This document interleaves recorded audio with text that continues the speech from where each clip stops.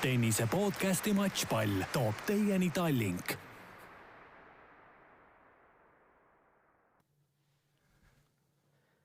Tere kõigile tennisesõpradele. Siit Ekspress Meedia, täpsemalt siis Delfi ja Eesti Päevalehe podcasti stuudiost.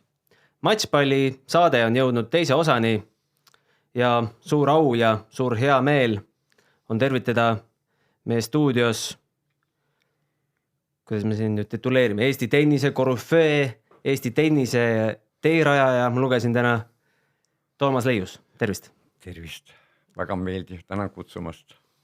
No selle mõtte, et sind üldse kutsuda, käis tegelikult välja minu hea kaassaatejuht Riho Kallus. Rääkige võib-olla ise, kuidas teie omavahel tuttavaks saite, kuidas teil see nii-öelda soe klapp on tekkinud ja püsinud? Tere ka minu poolt. Ma ausalt öeldes isegi vist ei mäleta, kui ma esimest korda Toomasega kohtusin ja tõenäoliselt mina teadsin teda palju enne kui tema mind, aga no ma pakun, et see võis üks 25-20 aastat tagasi olla juba võib-olla. No kas nii palju, aga kuskil sinna ringi kindlasti, jah. Ja. Et Toomasega on alati meeldiv ja huvitav erinevatel teemadel vestelda, kaasa arvatud tennis. Toomas, kuidas sa mäletad seda esmakohtumist? Ei mäleta, ausalt öeldes ei mäleta. Igatahes ma võin öelda kindlasti, et mulle jättis Riho väga meeldiv mulje ja siiamaani me oleme väga tuttavad, kui mitte öelda sõbrad. No me suhteliselt viimasel ajal nüüd kohtume vähe, kuna ta ei tööta praegu enam tenniseliidus. Nagu ma olen aru saanud, ega me ei ole nüüd näinud vahepeal üldse sellest ajast, kui ta nagu tuli tennisliidust ära. Aga Toomas, kuivõrd sina hetkel oled Eesti tennisega seotud, palju sind väljakutel võib kohata, on sul mõni enda konkreetne õpilane ka hetkel? Ei, nii ei ole. Ma mängin teatud inimestega, kellega ma olen aastaid mänginud, kellega mul tähendab füüsilised võimed ja praegu ega ma eriti palju ei liigu väljakul, aga koha pealt võin vigadeta mängida siin paar tundi järjest. Leiad sa eakaaslasi ka, kellega mängid? Ei, ma ei ole proovinud. Eakaaslastega ma ei ole proovinud. Aga võib-olla mingi aeg tekib ka tahtmist minna mängima Eesti esivõist, aga seal on ka juba raskest, kuna ise ei liigu ja ütleme seal nagu Valeri Kirss, kes areneb rohkem kui siin meie juhtivad mängijad, kes juba mõningad seisavad, aga tema läheb kogu aeg edasi. Ja siis ma kardan, et kui pall läheb pikalt mängus, siis ta jookseb mind üle kahtlemata, sest tema jookseb, aga mina ei jookse. Aga eks ma pean siis ka natuke hakkama rohkem nagu endale ennast füüsiliselt arendama veel või parandama, aga ei ole proovinud nüüd. Ükskord peaks taga mängima, siis ma julgen nüüd Eesti esivõistlusse minna mängima. Veterid, ma ei ole neid praktiliselt kunagi mänginud, ükskord paaris mängu ainult. Aga kuidas sa tunned, kas inimesed tunnevad Toomas Leiust üha rohkem või üha vähem, kui sa tenniseväljakutel ringi käid? Ma arvan, et üha vähem. Ma ka need noored mängijad, kuna ma eriti palju ei käi, seal tähendab nagu noortevõistlustel vahel satun ja vahel käin huvi pärast vaatamas, aga üldiselt mitte eriti palju. Ja siis, tänaval on hea rahulik käia, keegi ei tunne ära, ega vanasti oli ka üks aga nüüd on selles mõttes rahulikum. See on, Riho, teie tegemata jäänud töö tenniseliidus, et noored pole tenniseajaloo tunde saanud?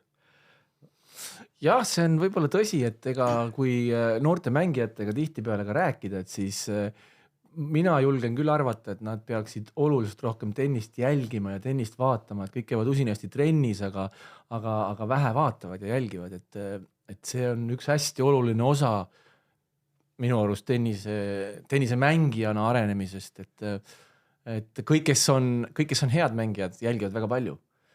No ma võin öelda näiteks, et mina õppisin tennise tehnikad ja värke ainult nende pildiseeriate järgi, mis oli tennisalis seina peal. Ma korjasin palli, aga ma ei olnud 2 aastat mängin, ainult vaatasin neid pilte, proovisin kodus järgida ja mängisin küllaltki korralikult lauatennist. Sellepärast, et isa töötas Artel Mööblis, nagu juhatas seda asja, oli kas nimetas esimees või esimees ilmselt. Ja nad valmistasid lauatennisse laudu ja terve Eesti koondus käis seal harjutamas ja samas töötas seal ka Helgi Pesur, kes oli siin Nõukogude Liidu meister paaris mängus siin Lestaliga ja ütleme seal 9 aastat, juba 8 aastat, mängisin sageli isegi Kaia Kanepi vanaisaga olen vist ühe korraga mänginud. Kellega ma ei mänginud, ei õnnestunud, oli Albert Franz, eks ole, kes 55. aasta tuli liidu absoluutseks tšempioniks ja mängis oma selle Schwammiga, suure Schwamm reketiga. Ja noh, ma tulin ka linnameistriks 54. aastast, kui mul juba Evald Kree, mu treener, ütles, et parem, kui sa ei mängi seda, et lauatennist, ja pool aastat ma ei olnud mänginud, läksin kõrval noortepargis, olid just Tallinna esivõistlused ja ma ei olnud pool aastat lauatennist reketit kätte võtnud. Läksin, mängisin muidugi esimest mängust, läksin kohe esimese asetusega kokku. Sain 2 setti alla 10 ja seal oli 2 miinuse süsteem. Õhtul hakkasin mängima siis, kui põhiring oli ära mänginud, siis hakkasid miinusringi mängima. Ma jõudsin seal finaali, juba õhtul võitsin, mäletan Jaan Märtsot veel võitsin ja siis oli vaja teine mäng veel võita, see oli, mul kummalgi oli nüüd 1 kaotus. Ja järgmine päev võitsin 20-14 olin taga finaal 3. setis ja siis võitsin selle ka ja siis Mati Henseniga võitsime veel paarismänguga ära. Tennise vaatamisest rääkisime, sa Riho tõid selle teema siia hästi sisse, et meie siin Rihoga eelmine nädal, läinud nädal, kus Anett jõudis finaali, olime hommikust õhtuni silma krõllis, ootasime Aneti mängu ja kindlasti palju kuulajad samamoodi. Palju sina jõudsid Stuttgardi turniiri vaadata, jälgida? No praktiliselt kõik. Praktiliselt kõik, mis puuduvad ja veel mõningaid huvitavaid momente ka veel teistest mängudest. Ja mis mind alati, ma loen näiteks, ütleme, ilmselt Siirs on väga hästi valmistanud ette Anetti just taktikaliselt, sest ilmselt ta vaatab palju rohkem mänge, näiteks kui omal ajal, kui Luskin ja Kaia sõitsid koos. Nad ei jälginud neid oma tulevasi vastaseid või üldse, mängid oma mängu ära, saad oma massaažid ära, lähed sööma ja vaevalt, et sa vaatad eriti palju teiste mänge. Aga Siirs ta on nüüd pikka aega olnud ikka väga kõrgel tasemel, tähendab juhtivate mängijate, ta tunneb neid mängijaid läbi, muidugi pidevalt tuleb uusi mängijaid ja kõiki võib-olla ei jõuagi isegi läbi vaadata, aga eriti neid, kes on, nagu öeldakse, perspektiivsed, mida varem sa saad nende mängust selgust, selles mõttes, et teed endale selgeks, kuidas nende vastu on vaja mängida, kas panna netimäng, netti valmistuma nendeks mängudeks ette, et osata ära kasutada, sest treener võib tahta ja näeb, et peaks nii mängima, aga õpilane ei ole võimalik. Seal on vaja nüüd 2 mängija need võimed kokku panna, et sa teha õiged plaanid, et teha õige plaan. Ma seletan nagu segaselt võib-olla, aga kui treeneril ei ole üldse aimu, kui tunneb ainult nägupidi teist mängijat, siis ei ole mõeldav see, et sa saad mingit plaanid teha, kui sa ei tunne nägupidi ainult tunne oma vastast, eks ole, või õpilase vastast. Aga Aneti selle nädala esitused, mis mulje sulle jätsid, mis sinu kogenud silmale paisma jäi? No kahtemata mängis oma elu parimat tennist ja nii palju, kui ma olen rääkinud ka täna hommikul vestlesime veel siin Harri Nepiga ja Peeter Lambiga. No ta oli teatud perioodil, kui ta Tallinnas oli, ta on kogu aeg Peeter Lambi käe all. Ja mõlemad ka, et ei uskunud, et võib nii hästi mängida, et praegu kõige huvitav, ma küsin, et Peetri käest ka, et ega sa ise ometigi praegu seda servi ei ole pannud, et ta servib niivõrd, on hakanud väga täpselt uuesti servima, servi kiirus on juurde tulnud, siin juba lendavad pallid siin ligi 180 mõni ja teist servi väga julgelt ja ilma topelt vigadeta ja ässad, mis on mitte kõige hullem, vaid kõige suurem näitaja, et sa alles ässasid hakkad lööma, vahepeal ütleme, tal ei peaaegu üldse ässasid ei olnud, aga ässa saad lüüa ainult siis, kui sa lööd väga täpselt, lööd teravalt ja võib-olla ka mitte nii teravalt, aga sa lööd täpselt. Sest neid ei arvestata ässani, kui juba vastane saab reketi raamiga kuskilt selle palli kooku. Ja lisaks tuleb sinna veel neid palli, nii nimetavad vinnereid, servivinnereid ka veel. Ütleme, üks asi on ässad ja teine asi on siis palju sa saad servis punkte, mis palli tagasi ei tule või tuleb sul lihtsalt sinna 3 meetri peale ette ja see on, nii et statistika võib väga petlik olla, täpselt nii nagu on, ütleme seal nende breikpallide arv võib olla palju suurem, sest ütleme, kui vastane servib ja sa on 0-40, sa võidad, sul on 3 breikpalli. nüüd sa võidad kohe punkti, tõrjuja võidab punkti, siis arvestatakse talle ainult seda ühe breikpallina, tegelikult on veel, jäi veel 2 veel varuks.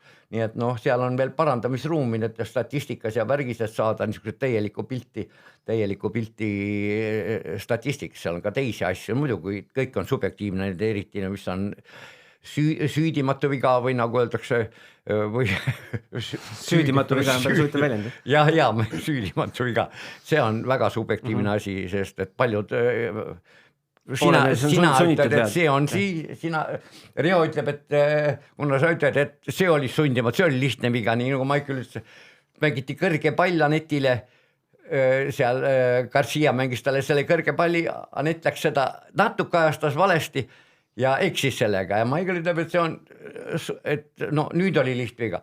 Minu arusaamise järgi see oli tema jaoks kõige raskem pall, sellepärast, et ta nüüd on hakanud palju paremini mängima neid kõrgeid palle ja on jagatud ära seda, et talle ei meeldi mängida neid kõrgeid palle, ta armastab tõusult tulla mängima, aga neid palle, mis tulevad mida rohkem kaarega ja tugeva mindiga, neid on eriti raske minna sealt tõusult mängima. Ideaalselt ajastama. Noh, sama on, mängib nagugi Kviitavat võita näiteks turniiri lõpus, see on ülimalt raske igal mängijal. Enam, kui ta ebanestunud turniirid, ta kaotab esimene ring, sellepärast ta ei ole harjunud selle põrkega. Väljakud on erinevad, pluss on pallid mingil määral erinevad, kas erineva kargattega ja võib-olla gramm siia, gramm sinna raskemad ja erineva rõhu all ja viitavataolise mängija löök, kes armastab väga igat palli lüüa, on tal väga raske, samuti on Anetil ka raske, aga kui ta saab oma hoo üles, siis nagu näitab praegu, et siis ta võib mängida, nüüd mängis ka ikka 6,5 setti, ütleme 3x2 setti, pluss siis veel pool setti, eks ole seal. Aga mis sa arvad, kui Anett oleks 2 oma set-pallist teises setis 1 ära kasutanud, milline mäng 3. saaks? No siis oleks tulnud 3. sett kõigepealt, aga ma arvan, et seal oleks juba olnud esiteks, et Kvitova eelmine päev ikkagi Anett oli vaba, puhas, aga Kvitova pidi mängima 3 setis ja Kvitova on siiski üksjagu aastaid vanem ja 3. setis,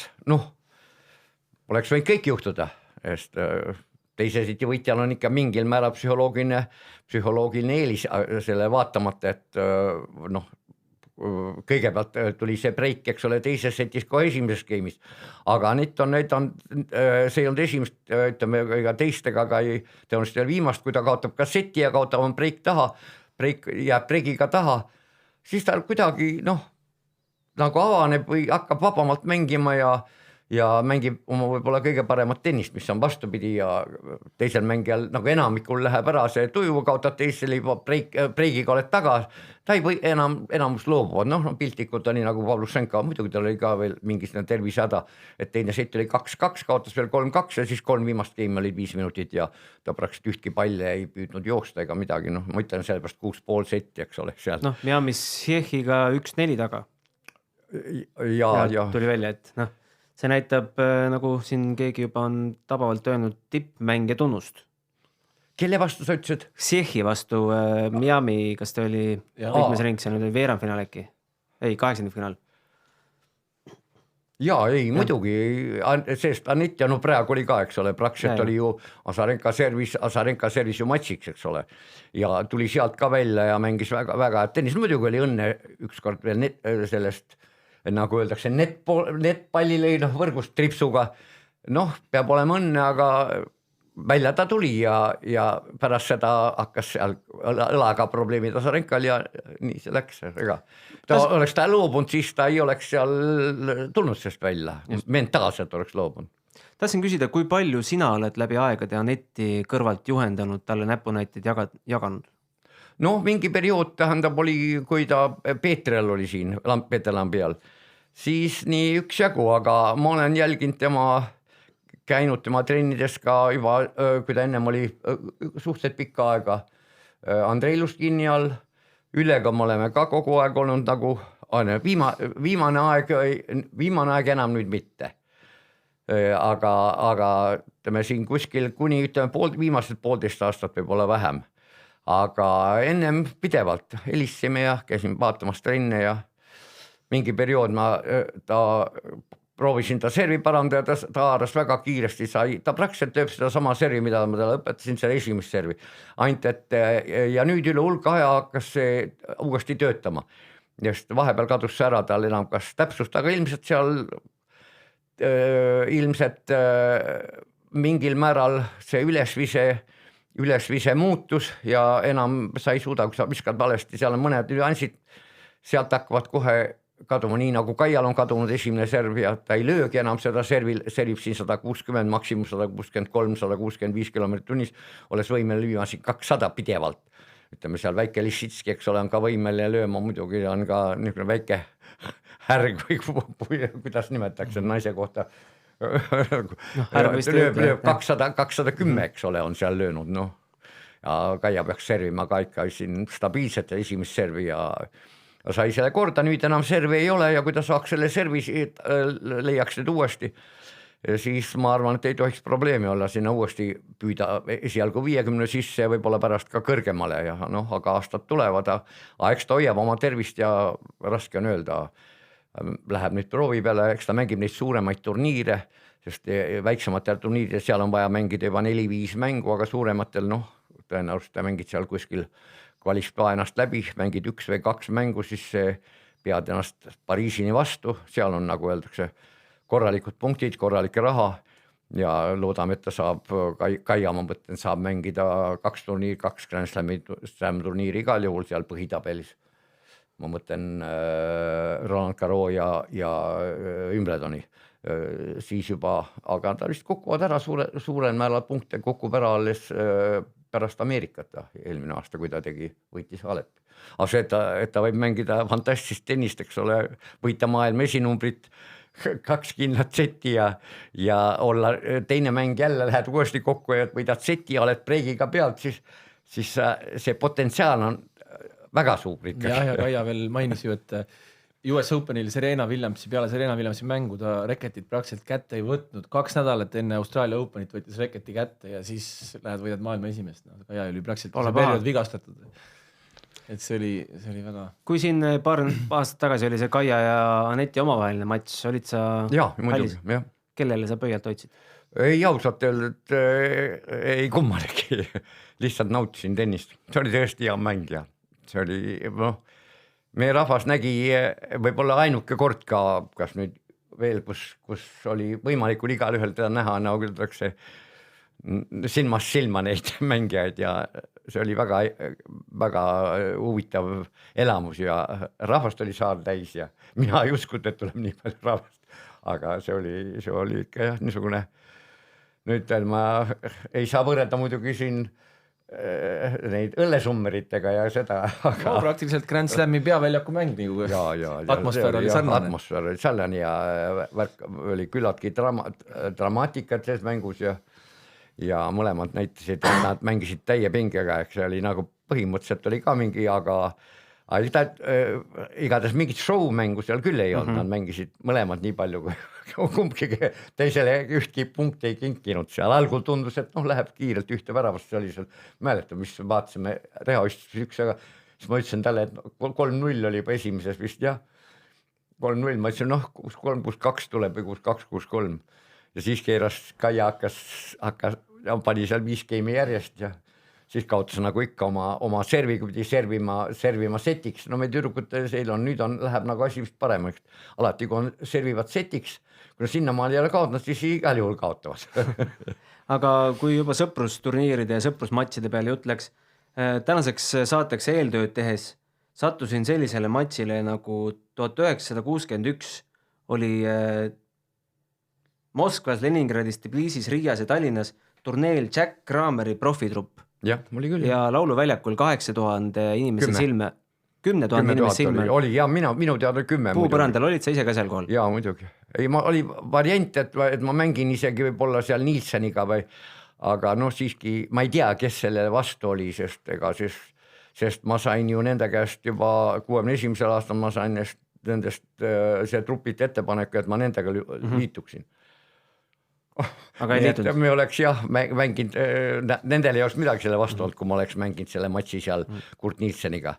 kuidas see matš teoks sai, kelle mõte see oli ja kes selle kinni maksis? No, ausalt öeldes ma ei tea, ma tean igatahes seda, et nad said väga korralikult tasustatud, kõik nad sõitsid siin, palju oli naised kaasas veel, abikaasad tähendab ja elukaaslased ja nad ikka said siin oma soobelkasukatega ja värkidega, nii et nad said väga hästi tasustatud ja siis üks grupp oli, ütleme siin Tallinnas, teine oli seal Tbilisis ja need mängud olid siin, plats oli muidugi tohutult kiire, nii et nad kas mängis, kas see Kuura ja Mäkei ja mingi mäng oli, mis kestis seal, kus läks nagu 15 tasa peale, siis läks ta ebahuvitavaks, sest ei olnud enam, plats oli niivõrd kiire, see põrandakate oli tehtud liiga kiireks ja ei jõutud uuesti mitte värvida, et teha teda aeglasemaks ja selles mõttes oli ta, neid pallivahetus oli vähe, aga neid nägi ikka kõiki, mis nad oskasid. Siin üks mäng jäi teises setis seisul 23 lausa pooleli, et nii pikaks läks. Ma ütlen, et ma ei mäleta tõesti sotti, aga väga pikalt läks seega, seal see näitab ka, et juba kas ta nüüd 23 oli, aga kui sa kuskilt võtsid selle... Eesti tennis 90. Ja ju siis oli, nad kindlasti Jaan kindlasti teab seda asja paremini ja siin Ants Põldojad, nad on kursis paremini niisugust statistika kui mina. A publik siis oli laulukaare all või? Ja publik oli laua, siis oli vana laululava veel ja nii et ta nii suur ei olnud, aga ikkagi rahvast oli absoluutselt täis muidugi. Mis oli viimane tippturniir, kus sa ise kohal olid? Oma silmaga nägid, kas see sama Wimbledon 2 aastat tagasi Wimbledonis, jah. See on nüüd absoluutselt, ega seal mingit mugavust eriti ei ole, sa pead olema seal päris hästi füüsiliselt ettevalmistud, et käia, ja käia seal ringi ja see on nüüd see, mu lemmikväljak, see esimest väljakut muidugi, mis külgnes tsenterväljaku, seda muidugi ammu ei ole, aga on uus, ühesõnaga ringtribüüniga see esimene väljak ja seal, kus Sanit mängis Vosnjatskiga aga see jätab ikka nagu korraliku tsenterväljaku mulje, kus ka suurel turniiril. Nii et ja ülejäänud väljakud olid enam-vähem asetus on sama, aga neid toidukohti ja melu ja seda on ja rahvast on, nii et ega seal mingit mugavust ei ole, seal vaatad sa kuskilt inimeste vahelt läbi saad ja see väsitab siin nii ära, kui selle päeval löötud. Mitu päeva sa seda turniiri nädal, esimese nädala, jah. Päris pikk. Üks jagu, aga mul oli niimoodi, mul tütar nagu selle tegi mulle elamise kohe 300 meetrit Wimbledonist, mul ei olnud mingit probleemi. See on luksus, jah? Ei, mis luksus, aga lähedalt sa ei pea kuskilt linnast sõitma seal taksodega ega metrodega ega bussidega, see oli väga... Teised ütlevad, mis sul viga on, sa lähed siin, oled kohe kodus, eks ole, me peame nüüd hakkama nüüd linna sõitma ja aga ma ütlesin, kes teid keelab, tuleb võtta ka endale. Siis sa elasid mängijatega koos, mängijad on ju paljud seal samas lähedal kohe. Ma ei tea, aga tõenäoliselt kas nad üürivad tervet maja või et ma olin ka täpselt nii, et 300 meetrit. Hea oli väljakta minna, see oli mäest alla veidi, aga tagasi õhtul oli päris raske minna, mäest üles minema, kus sa terve päeva seal ringi trampinud ühelt väljakud ja püüad vaadata ikka nii palju, kui sa saad. Tsenterväljakul ma ei jõudnud, sellepärast, et ma olin sel päeval just lühikestes pükstes, aga tsenterväljakul ei tohtinud. Ei tohtinud nii et mu tsenterväljakut sain ainult vaadata sealt, visata pilgust, ma istuma ei saanud minna, kuigi mul luba ja see kaart lubas seda. Nüüd, et ei, me ei saa teid lasta lühikestes šootides, eks ole, ei lastadki tsentris. Aga nüüd on meil Prantsusmaa lahtised tulemas, ma tean, et Rihol on üks küsimus selle kohta ette valmistatud, aastal 65 mängisid ju ise veerandfinaalis. Kahjuks ei mänginud. Vabandust, jah, oleksid pidanud mängima. Oleksid pidanud mängima, et sinu vastaseks oli tol aastal Cliff Tristale. Oli. Ja Tristale kaotas poolfinaalis Fred Stoyle 5 setis, kes omakorda võitis finaalis Tony Roachi, keda me teame Roger Federeri endise treenerina. Et räägi nendest meestest ja mis oleks olnud sinu võimalused või kui palju sa nende meestega enne ka väljakul kohtunud olid? Ei põhiliselt oli see 65, ma võin muidugi eksida, aga tõenäoliselt ma ei eksi, et see oli esimene kord, kui mina mängisin Roland Garros kaasa.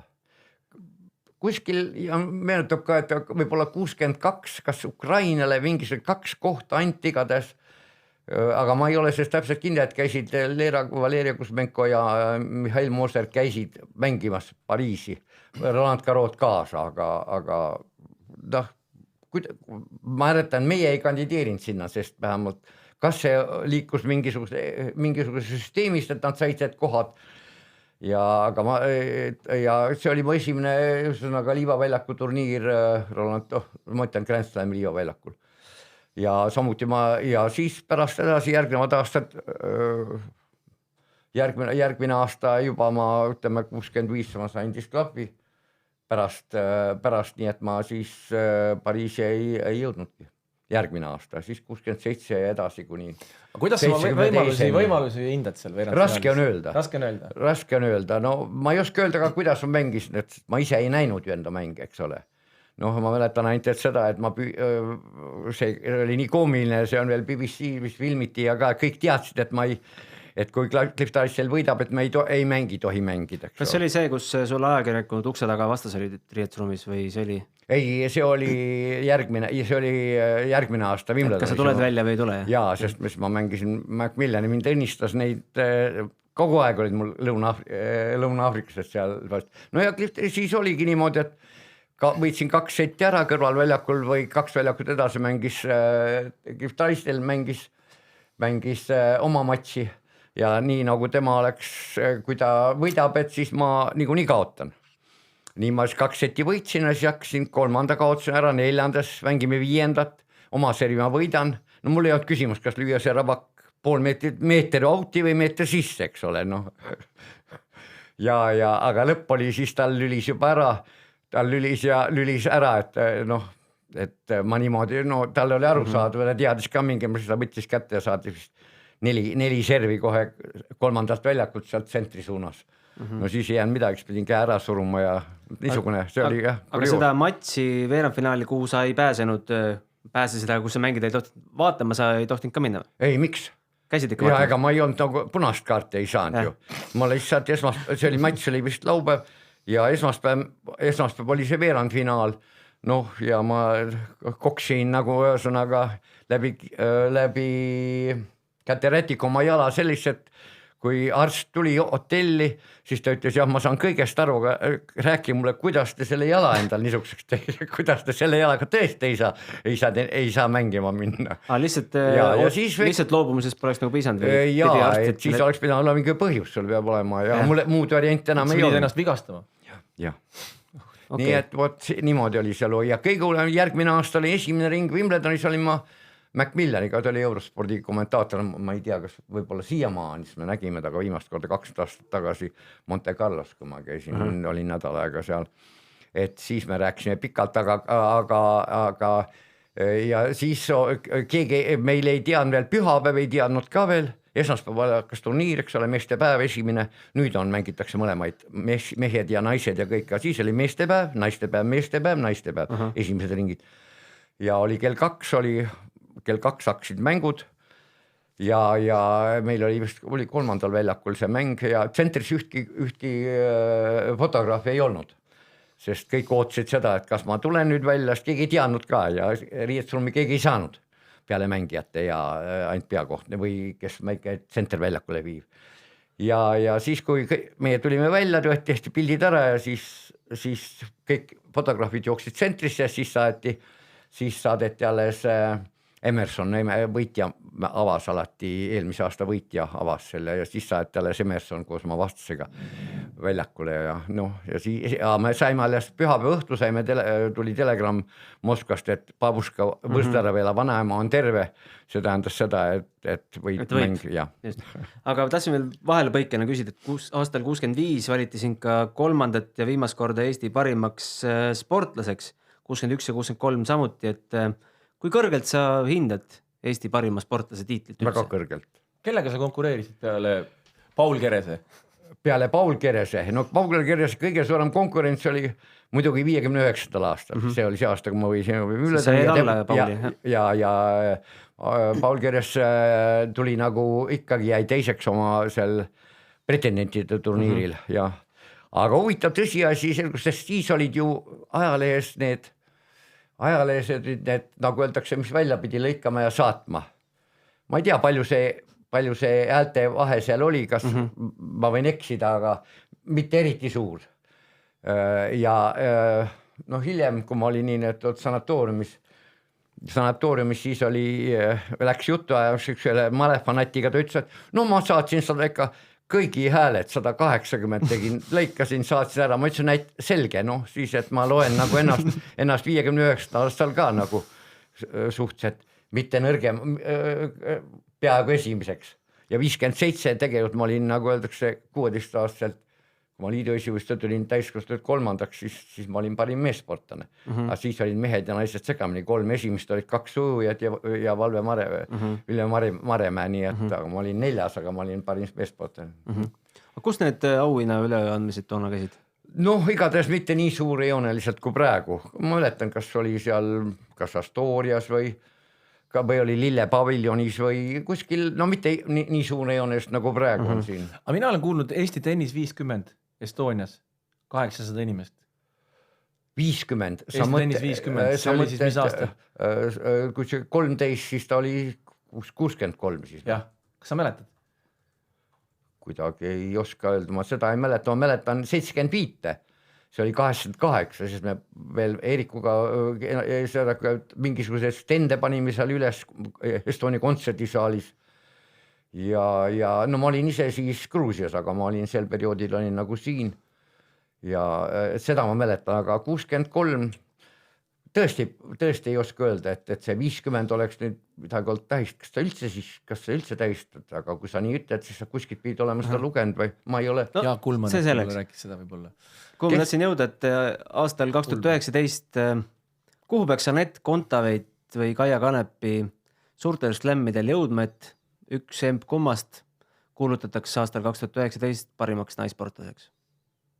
Raske on öelda, kui olen teised, no tõenäoliselt ei aita siin ka see 10 jõudmine muidugi sellepärast, et noh, nagu eelmise aasta valima varimisel näitas, et kui üks mul ei ole midagi, ta on väga kena naine ja väga sümpaatne ja meie Eesti parim naissportlane. Aga kui sa oled seltskonnas, kes teisi huvitab medal ja sind huvitab 4. koht ja kedagi teist seltskonnast ei huvita see 4. koht ja sõidad ja saad oma 4. koha ära ja praktiliselt ülejäänud tal ju midagi ei olnud. Ta on tõesti sümpaatne. Aga no ja siis valitakse Eesti parimus, no see on juba ületab juba igasugused niisugused arusaamised spordist. Ma küsisin selle sama küsimuse endal ka toimetuse seas meeste käest, et kes meil hetkel siis favoriit on ja mis sa arvad, kes on hetkel favoriit aasta naissportlase tiitlile? No võib arvata, kes on. Noor tüdruk. Kahtlemata. Kelly Sildaru. Ja no ongi. Ja tõenäoliselt üks ta kõik, kui ka Anett jõuab, ütleme seal 10 hulka, ma siiski kaldun arvama, et jah, et Sildaru saab, et ka leitakse seal, et kui seal 5 tüdrukut hüppavad seal ja teevad oma hüpped, see on raske ala, ohtlik ala, nagu elu on näidanud. Et ta valitakse ikkagi sellepärast, et see kõik on nii subjektiivne. See on see kõik nii subjektiivne. Riho ütles mulle seda saadet ette valmistades, et sa vaatad hästi palju sporti, sa oled kogu Eesti spordiga kursis. Maailmaspordiga. Ja maailmaspordiga samuti. Kas freestyle suusatamine on ala, mida sa jälgid? Nii palju kui võimalik siiski neid, eriti kui Kelly stardib. Ja noh, see on elamus, aga noh, seda pinget, kui niisugust ei ole, siis esiteks sa ei tea neid teisi niivõrd hästi. Kord nad võistlevad, kord nad ei võistle, aga see osavõtjate arv on juba esialgu, aga vahelt kui need, nagu öeldakse, asiaadid võtavad selle asja ikkagi käsile, siis läheb seal päris raskeks. Jagad sa seda ala tehniliste peensusteni? No kahtlemata mitte. Ma näen, mis nad teevad, aga see on nii, kui enamik inimesi ütleb, et tennisemäng see on nii lihtne ju, aga selgub, et see sama üht ja sama servi on, pool maailma ei suuda seda teha ja kui sul viskekätt ei ole, siis ei aita sul midagi, sa võid ka ükstag tehnilisest, ega sa ikka kui sul viskekätt ei ole, ütleme nagu Margitil ei olnud isal viskekätt, ta tegi 10 võistlust, ta ei suutis 50 meetrit täis visata, oli parimal päeval, eks ole, ütleme siin Hämäläinel oli siin 10 võistlega, ta üle 50, väga harva kui vistad, see oli hea päev, kui teised 10 viskavad juba siin, eks ole, üle 70. ja mõnigi läheneb seal 80, eks ole juba, siis ei ole midagi teha, nagu venelased ütlevad, raždjonnei polzet, letat ne может. Täpne eesti keele tõlge oleks see, et kui sa oled sündinud roomajaks, siis lennata on raske või ei ole võimalik lennata. Aga veel spordialadest, millel sa viimasel ajal väga palju ma vahepeal tundsin, olin ma väga hästi kursis ja vaatasin kõik võimalikud, no see võttis juba terveid öid siin golfi. Aga viimasel ajal mul ei ole seda programmi sees ja muidu läheb nagu liiga paljuks, kui sa neid alasid. Praegu on siin oled kõigiga kursis selle korbiga. Kas sa Argentiina rallit vaatasid? Argentiina rallist ei vaadanud. Kas sa rallit jälgid? Ma olen kogu aeg kursis kõigi katsetega, mis on, aga ma ei vaata teda. Peale selle, mis Eesti Televisioonist näit tuleb see otse see punktikatse. No rallit ongi väga keeruline vaadata. Keerulist ei ole seal tegelikult ju midagi, kui sa ostad selle asjad endale. Kui sul on muud vaadata, siis vaatad muud, sellepärast, et ei jõua ju oodata ära, kui nad kõik ära sõidavad, ütleme seal need, isegi need, ütleme, praktiliselt on 10 sõitjad, kes oskavad sõita ja nendest tuleb maailmameister.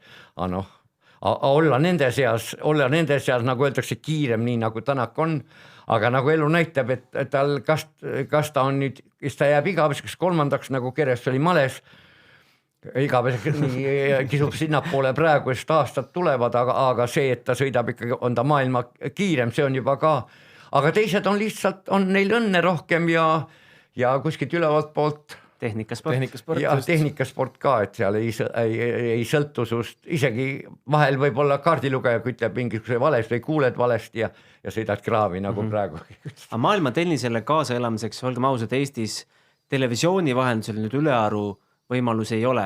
Kuidas sa rahvusvahelisi matše jälgid? Oled sa ninapidi arvutis? Mitte alati, aga kahtemata, kui sul on see TV, hea oli jälgida, kui ma olin Dubais siin talviti, siis mul oli see TV tennis ja siis said vaadata neid väga palju, kõik mis seal kandis, lihtsalt vajutad, vaatad seda väljakut sealt linnast, neid turniiride. Aga kui sa hakkad neid vaatama, siis sul praktiliselt magamisaega üldse ei jää, sest sageli on need öösel ajavahed siiapoole või sinnapoole ja kui sa siis veel mingil määral võib-olla ütleme siin mõnedast tagasi mängisime rohkem, ütleme seal vahel 3 tundi, isegi 4 tundi päevas, siis praegu ma üldiselt olen püüdnud üle 1,5 tunni ei ole, aga ma pean iga päev liikuma. Ega sa siis enne magama ei läheks, kui kõik mängud oleks vaadatud, eks? Ja kisub selle poole või vahepeal paned silma kinni, ärkad üles ja vaatad jälle uuesti. Aga kui sina Kaiia USAs on mänginud, paned äratuskella kella 4. Mis ikka näitab seda, neid ikka vaatad. Toomas, kui korra tohiks veel minna tagasi 60 aastat. Ainult 1969 Aucklandi turniiri veerandfinaal. Sa lähed 2-1 settidega ette ja kaotad otsustavas 7-5. Sinu vastane sellel aastal võidab sellel samal aastal võidab kõik 4 Grand Slami turniiri ja on siiamaani ainukene meesmängija, kes on suutnud teha seda oma karjääri jooksul 2 korda. 1962 ja 69. 69. aastal oli see veel eriti magus, sest alates 68. aastast hakati lumama profe Grand Slamidele, ehk siis oli see open area ajastu hakkas. Räägi sellest mängust mõne sõnaga, mida sa mäletad Rod Laveriga matšist? Mitte eriti palju ausalt öeldes, eks me mängisime, oli meie teine kohtumine, esimest korda me mängisime 61. aastal, kui me, nagu ma ütlen, oli avamatš, ma läksin esimene Laveriga kokku, esimest setis ma purisin, kuni 4-4 ja siis ta läks oma teed. Siis ta avastas seda, kus kohast tõrjud. Ma serisin ta väljakust välja küll. Siis ta avastas, et ta lasi läbi koridori kõrge palli mulle tagaga vollena. Laskis ta tagasi. Ja pärast ei olnud enam mul variante. Sealt ma kõrget tagakätt sealt ei suutnud seda ära mängida. Ta oli niivõrd kiire, et ta jõudis platsi peale tagasi. Mul oli oma serviga juba võrdlemist raske. Kuigi tema tennise IQ ei olnud eriti kõrge. Aga sellest matšist siis nii palju. Need olid ikka, kes olid Hoppmani käe all Austraaliast kuni 69. Pärast seda, kui Hoppman läks Austraaliast Ameerikasse elama ja ega sealt on tulnud üksikud, ütleme seal Rafter, Hüüit, mingil määral Philip Bussis. Aga nii nagu Hoppmani aeg tuli, siin iga aasta tulid uued. Nagu öeldakse meil, kuidas on teha, nende arvelt, järgmiste arvelt tulevad järgmised edasi. Kogu aeg tuli nagu paari kaupa, iga aasta tuli jälle kogu aeg neid järjest nad 20 aastat ju valitsesid, eks ole, maailma. No nii nagu Hopman ära läks, nii lagunes Austraalia tennis ka praktiliselt. Aga ütleme sellest mängust ka veel nii palju, et ainult ma mäletan seda, et parim seis oli vist, kas oli isegi 0-15 viietas, aga ma võin kindlasti öelda, et ma ei tundnud kordagi, et ma võidan selle, et ma võin selle mängu võita. Kuidas nii? Ja no ei ole see, sa siiski... Otsustavad 7-5. Jaa, aga noh, siin on võib-olla igal ühel ma võin öelda, jaa, ma olin väga lähedal ja seal. Millal see breik oli siis? Sa mäletad breiki ka või? Breik ei olnud siis, sellele mängitud breike. Ei, ma mõtlen 7-5 sett, et millal ta breikis sinu servi või oli seal üks breik või kuidas see ei olnud mingit breiki, kakku ei breiki. 7-5 oli kõik võtsid oma serviga kuni 5 tasani ja 7-5. Breiki ei olnud ju. Okay. Ja. Aga ma võin edasi öelda, et edasi ta mängis Toni Rotsiga finaali seal ja ma mäletan, et see oli pühapäev oli see finaal ja see laupäeva õhtu me olime veel Mel Andersoniga mängisin koos, see on mu elus parim partner olnud, kes me olime finaalis mängisime veel Roger Taylori ja Mooriga ka lõunaga mängisime ja Mel Anderson oli üks esimeseks hakkas mängima metallreketit. Me võitsime esimese seti ja siis lõi ta oma mõlemad, kas 2 või 3 metallreketit kõik puruks ja pidi puureketiga mängima. Ja me kaotasime selle matši. Ja see oli päris korralik kaotus, sest see kaotus maksis meile kummalegi $1000, aga sel ajal oli see suur raha. No ma ütlen, siis hakkasid alles need esimesed 68, 61 me hakkasime seda ajama seda, et kaua need turniiri organisaatorid korjavad seda raha, aga mängijad ei saanud ju midagi. Praktiliselt, eks ole, siin 40 vist naela sai turniiri, mina sain näiteks 2 naela, kui ma võitsin noorte Wimbledoni. Ja ütleme, seal sama aastal võitja sai vist 40 naela. Palju praegu noorte Wimbledoni võitja saab? Jään vastus võlgu. Veel alle.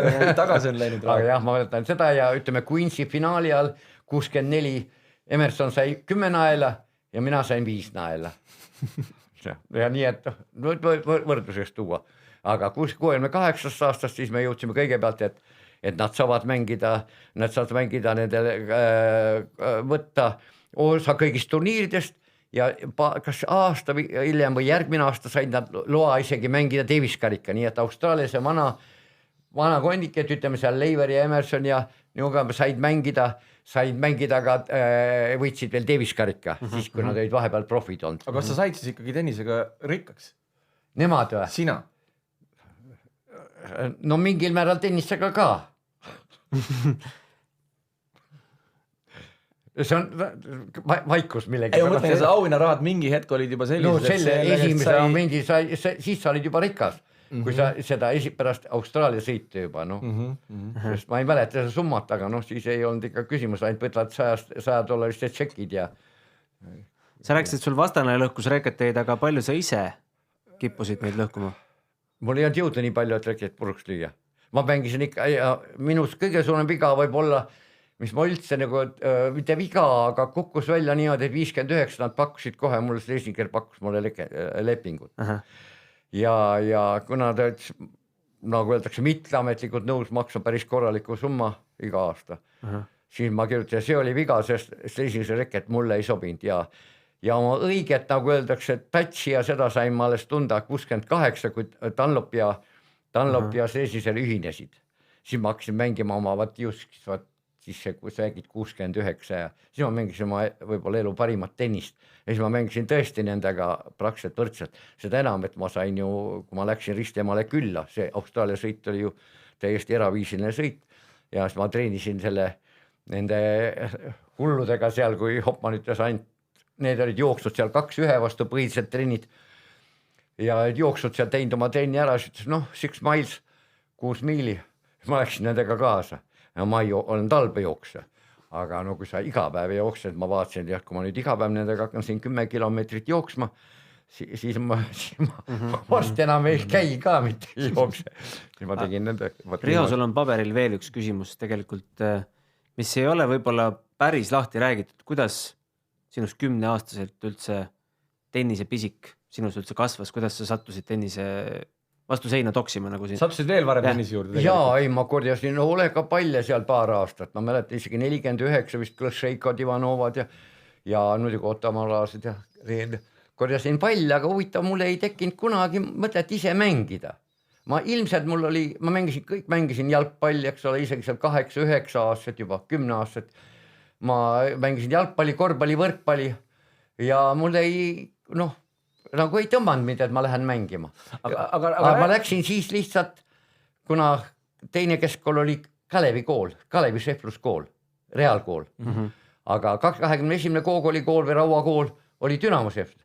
Siis Kree käis valimas Rauas, aga vastas naaberpoiss, tema oli juba trennis käinud seal mõned kuud, ta sügisel võttis neid, valis välja ja siis ma läksin taga lihtsalt kaasa. Ja Kree oli ukse peal, vaatasin, küsis poja, kas tahad ka proovida? Ma ütlesin, võib küll ja siis ma lõin talle vastu, ta lõi mulle ees kalla, taga kalla. Kus õhust oskad, mängisin õhust, ma ei olnud kordagi väljakul mängin, mitte kordagi. Kui vana sa olid siis? 10 aastat, 4 kuud. 10 aastat, jah. See oli detsember. Sa olid siis nii kaua vastu seina ainult? Jah, kõike õpin niimoodi. Ja siis servia ka ja kõik on ise teinud. Nii, ja siis ta kirjutas õhtul päevikusse, täna ma kohtasin poissi, ta pidas oma päevikut inimest, kes tal võttis ja alati tegi märk. Kirjutas, et kui sellest poissi ei tule suurt mängijat, ma ei tea üldse, kellest tuleb. Ja meie elud pärast seda olid nagu Riho, miks see päevik juba seotud Tenniseliidu kapi taga teile? Vot ei tea, kus Toomas ja me saime seda lugeda sellest. Aga Toomas, räägi võib-olla nendele noortele tennisemängijatele ja lapsevanematele, kes täna tennisega tahavad tõsiselt tegeleda, et missugused olid sinu võimalused tol ajal väljakule pääseda, missugune oli varustus, mitu nädala sa trenni üldse teha said? Ma mäletan isegi näiteks juba ikka päris, juba olin mänginud seal mitmed aastad, mängisin ikka päris korralikult, ütleme seal kuskil võib-olla 15 aastast, 16 aastat ma juba mängisin, eks ole, liidu ühe suvega, kevadel mängisin, ütleme, olin Tallinnas siin. Aga ma mõtlen 10 aastat, kui sa alustasid. 10 aastat, ma ei oska öelda tõesti palju mängisin, siis me päevikut ei pidanud pidama. Et selle aja kohta ma ei ole sul andmed, aga ma tean isegi hiljem, sest Kadrioru hallis oli ainuke üks väljak, tähendab terve ja seal olid peale ujumise, vettehüpete ja veepalli olid ju kõik alad, oli suurvõistlused ju Kadrioru hallis. Aga kui palju sa talvel siis üldse väljakul said? Oli kus said mängida 15 tundi nädalas, see oli 15 tundi kuus. 15 tundi kuus talvel? See oli ikka hea. Sest mina olen kuulnud neid lugusid, kuidas sa lund rookisid ja vastu seina toksisid õued. Ei, seal me enam selle ajal me mängisime vahetevahel väljas, jah. Mängisime väljas, spetsiaalsed niisugused kindad olid. Ja 4. väljakul lükkasime, see oli niisugune kõige mõnusam mängida, lükkasime väljakul puhtaks ja mängisime, aga saal oli väga sageli, on maadlusmatte, selle ei korjata ära, eks ole, sul on 2 matti või kesksaali on boksiring, eks ole, siis olid seal need korvpalli 8 turniirid, 2 võrkpallis, eks ole, siin ja suuremad matšid olid ja lauatennist ja kõik, mida võtan peale ujumise veepalli ja vettehüpet olid ju kõik alad. Aga siis olid ka mingid grupitreeningud või kuidas oli individuaaltreeningud? Ikka grupid, aga ma kasutasin muidugi öist aega. Et õhtul lõppesid seal trennid ära kuskil seal kuskil 11 aeg ja pärast seda siis sa võisid mängida kas või hommikuni. Aga kui me nüüd hüppame jälle 60 aastat tagasi tänapäeva, sa käid päris palju väljakutel ringi ja näed päris palju noortennisiste. Ei näe, ma ütlen kahjuks ei näe, peaks nagu käima aga siis satud nagu segama neile ja rääkima ja siis võib-olla, kui sa näed teda ühe korra ja ütled midagi valesti ja treener on rääkinud hoopis midagi muud, sa püüad sellest, et ei tekiks. Mängija Leius ütles niimoodi ja minu treener ütles niimoodi ja sellepärast sa püüad niisugused sel teemal niisugused tehnika ja ütleme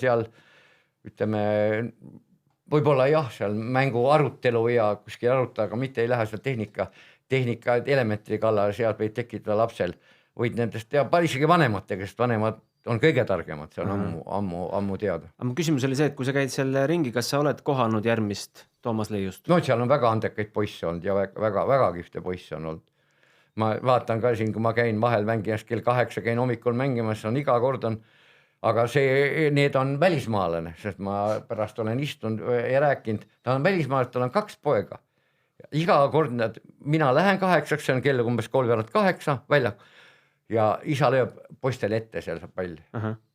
Mis maalt nad on siis? ma ei tea, ma arvan, et nad raske on nende, ma ei ole aru saanud, aga nad inglise keeles igatahes räägivad. Poisid on kui vanad siis umbes? Ma arvan, et kuskil jah, vanem on 9, teine on veel, mõlemad on nagu huvitav niisugust eleda peaga, jo siis naine on blondiin või igatahes elavad ilmselt siis siin, eks ole, ja noh, rääkimata seal on neid väikseid poisse, Riho teab neid palju, seal on kindlasti väga häid lapsi ja on väga häid tüdrukuid praegu siin ja aga noh, nagu näha siin, kõik olid meil ka mängisid väga korralikud siin juba, aga noh, üks vigastus saab, ühe vigastus saab teist vigastud taga, kukuvad ära siin 3 ja 4 andekat tüdrukut aastaks ajaks, pooleteiseks aastaks, see on hull. Aga no muidugi see trampimine ka selle kõva platsi peal, isegi harjutakse vollet ja seda võiks ju või seal servi ja värke harjutada, seda võiks ju teha ju vaiba peal, eks ole, mitte kui sul on valida, kas sa lähed senna, sa võid teatud harjutusi teha, eks ole ju vaiba peal, aga hüpata seal võrgus, eks ole, ja tampida ja siis on see löömine, palli löömine, taotakse teineteisele keskele kätte, ei pöörata sellel tähelepanu, et ta pall oleks pikk või värk, et oma kassi lööb seal 20 lõigist 19 on viimase 2 meetrises piltlikult. Ega ta muud ei osanudki praegu, et serv oli nagu nii, võrgus ta ei osanud mängida, paaris mängust ei teadnud. No tõrjud oskas ka ikka? Ei, noh, tõrjuda, ma argin eeskätt tagakätt. Tõrje saimas ka, et see läks ette, sagel oli niimoodi, et kordus on siis, aga see on pööranud ennast juba siiapoole, pall lendab teise poole, ta pööras ennast varem ära, enne lööka aimas sinnapoole ja siis kui pall tuli, siis ta küttis selle tõrje. Nii et kuhu ma tahtsin jõuda nüüd see, et Eesti tennis on praktiliselt pildis ainult eelkõige tänu Kaiale Anetile ja meeste tennis natukene tänu Jürgenile ja Voovale, et näed sa, et no siiski Raismaga siiski võita Wimbledon, kas või paaris mängus see et miks see meeste tennis on meil ikkagi natukene nagu naistele tahaplaanil? Seal on raskem läbi lüüa. Naiste tennis on lihtsam, sul on võimalik mängida pidevalt endast paremate mängijatega või võtta meespartnerid, eks ole, tähendab, ma mõtlen poistega mängid, nad on ju tugevamad mängijad, seal on kergem mängijat valmistada. Aga Zopilgi tekkiski see moment, et tal ei olnud enam kellegi arvelt, ta tõusis parimaks ja nüüd oli tal vaja need treeningud kõik, sa ei arene. Ma mõtlen lihtsa näite tuua, näiteks Kafelnikov ja Medvedjev. Kõigepealt oli Medvedjev, tegi ühe Samprase ettevalmistuskuuri kaasa, nii nagu praegu teeb Federer teeb seal talvel, teeb oma selle ettevalmistusperioodi, seal on füüsiline treeningud kõrg, tegi selle kaasa, natuke läks aega mööda, hakkas mängima turniire, aasta lõpus tegi juba sama aasta lõpus, oli juba meedia võitis oma esimese miljoni turniiri. Ta oli alles 18 saanud täis. Kafelnikov ei viitsinud seal Moskvas olla, tal meeldis kala püüda, läks jälle Sotši, kadus jälle Moskvast ära, läks kala püüda ja siis, kui Medvedjevil tekkis 1 aastaga Ferrari, Lamborghini, Rolls-Royce või ma ei tea, 4 autot. Kafelnik läks, vaatas, käis seal, selle vaatas neid pilte ja ütles, no, polsse nii puudu rõõbula võita, rohkem ei püüa kala. Tegi täpselt samasuguse 6-ajalise selle Samprase treening ja aasta pärast oli ka täpselt seal samas. Aga kas sa tahad tähendab maailma 10 hulgas ja kas sa tahad öelda siis seda, et tegelikult ikkagi poistel on vaja Eestist välja saada varem?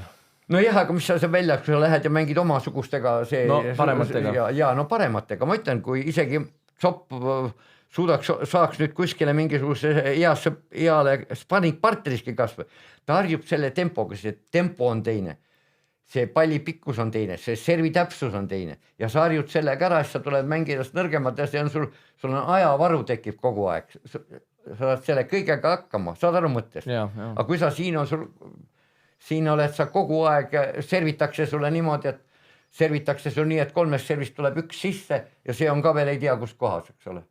Ma ei ütle, servivad hästi seal, Klinka ja Raisma ja nad servivad hästi. Aga noh, sa oled harjunud nende vasakukäelistega selle tõrjuma ja ikka sa enne liigutuse järgi, ta viskab palli üles, ta aimab selle ära mingil määral ja nad ei taha mängida näiteks seda, et 3-0, et Zopp mängiks Selvanovi vastu, et Ivanov juhib igat seti 3-0, 1 break. Nad ei taha seda mängida, nad tahavad mängida normaalsest seisust. Mis seal toimub? Zopp võidab oma servid enamuses kas 40-0-ga, 40 äärmes juhul tahab seal 2 punkti, kui ta mängib täie jõuga. varem või hiljem tal ei tekigi seda kaotamise momenti ja nüüd kui sa oled harjunud seda mängima niimoodi, siis ja võistlusel sul tekib pidevalt, hakkadki sa nii tõrju, sul on pidevalt vaja olla sellest niisugusest tagaaja rollis oma servi, kas sa 0-30 taga või oled sa 15-30 taga või 15-40 taga ja sa ei tule enam nendest välja, sa ei oska nendest välja tulla, sest sul ei ole seda isegi treeningul ja pluss veel tõrjuja on ka võib-olla veel klass parem, tõrjuvad veel paremini kui ütleme Ivanov tõrjub väga hästi, aga ikka ja nad ei leiavad, näiteks 60, me hakkasime mängima Davis-karikat 62, 63 ja 62 mängisime esimest mängu, mängisin kontrollmängu Belgias, ma võitsin veel 2 Euroopa, Belgiast oli 2 Euroopa esimese 10 mängijad, ma võitsin neid ja võitsime paari ka veel ja ainuke kontrollmäng, mis mängime, siis mängisime esimese ringi, mängisime Hollandis ja siis mängisime kohe Itaalias, Firenzes ja siis mul oli selge, et ma üksinda ei suuda midagi, ma ei võida seda Davis-karikat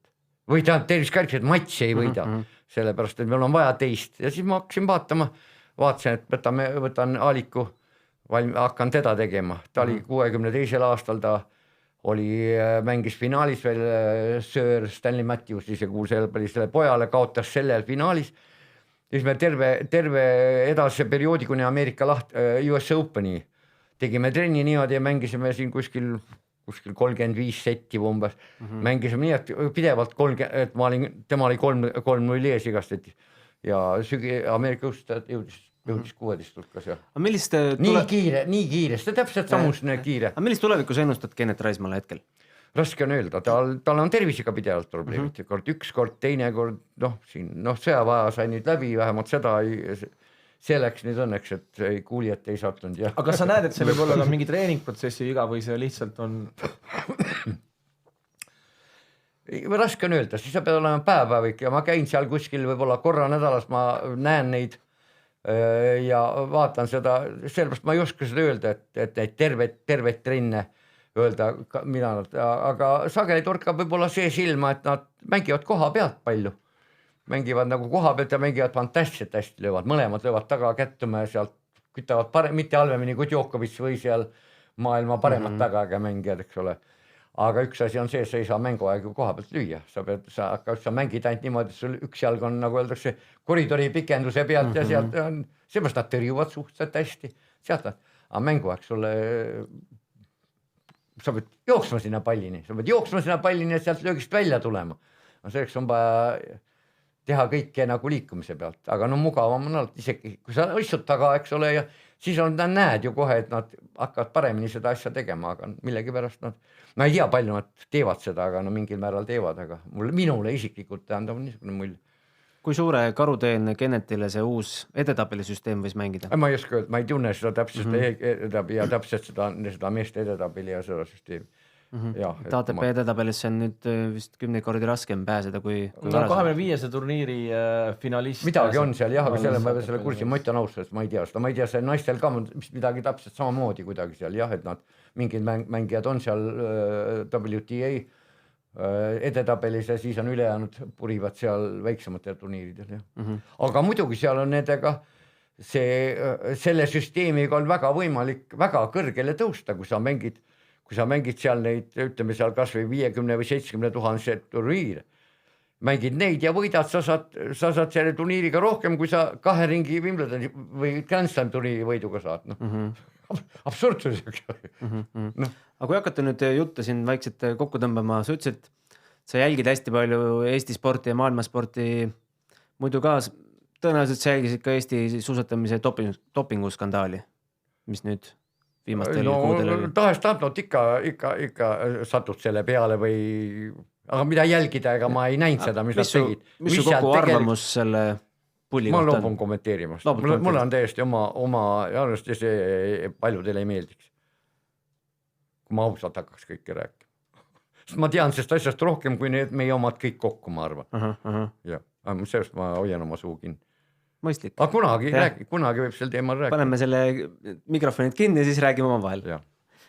Aga tegelikult hakkab tiksuma tund aega täis, et suur au oli Toomas sind siin stuudios näha.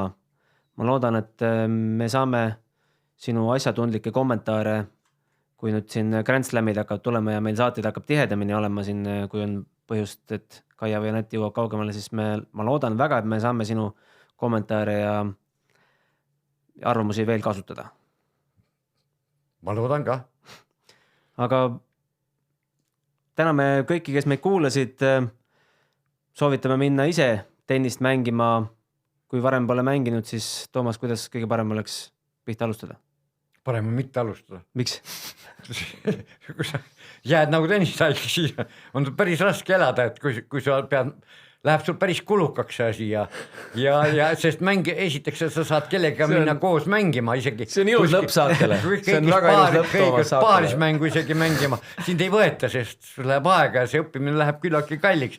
Pluss kui sa lähed fanatiks, siis sul tekivad kodus seisud, et sa perekonnaga ei ole koos ja lastega ei mängi ja mängid tennist ja on ju rea. Ärge alustage tennisemängu. See on jah, nagu väga paljud on selles ja on kaotanud tänu tennisele seal oma. Kas me võime punkti panna saatele selle väitega, et sa kahetsed, et sa hakkasid tennismängiks? Ei, üldiselt aga oli periood, kus mul oli valida.